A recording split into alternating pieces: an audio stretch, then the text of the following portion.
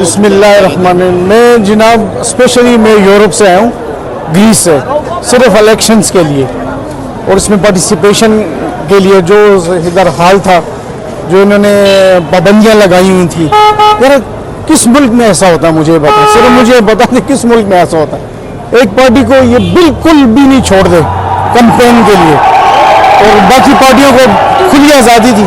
और अगर इनको आज़ादी दी होती आज, और मैं आपको हल्फिया बयान कहता हूँ कि इनकी ज़मानत जब्त होनी थी।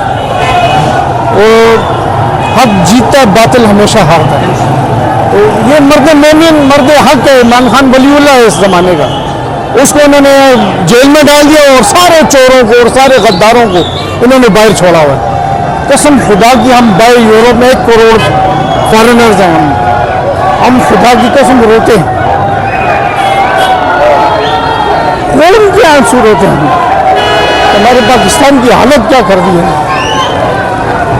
बस मैं आया हूँ और दुआ ये की, और मैं 7:30 बजे का आया हूँ, सर मेरा फट रहा, लेकिन मैं जान खुशी के मारे मैं अब जा ही नहीं रहा। हमने इतनी मेहनत की आज, ऐसे वोटर्स निकाले और ऐसे लोग आए, बैसाखियों पे आए हैं लोग, इतना जोश और खरोश था लोगों ने वोट डाला, इमरान खान को जिता।